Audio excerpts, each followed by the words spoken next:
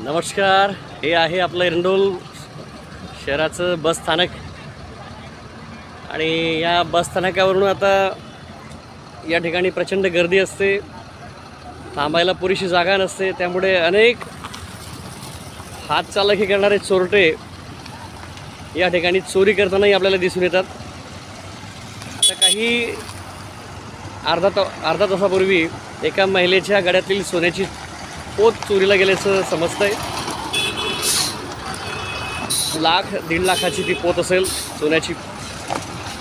तर प्रवाशांनी प्रवास करताना काळजी घ्यावी. गर्दीत महिला चोरी आता सहभागी झालेल्या आहेत आणि बरोबर त्या अगदी पद्धतशीरपणे, आपल्याला माहिती पडत नाही इतक्या त्या सफाईदारपणे आपल्या सोन्याची चैन पोत गळ्यातून काढून घेतात आणि आपल्याला कळत देखील नाही. तर आपला प्रवास आपण सुरक्षित करूया. आणि या आठवड्यातली ही दुसरी घटना आहे.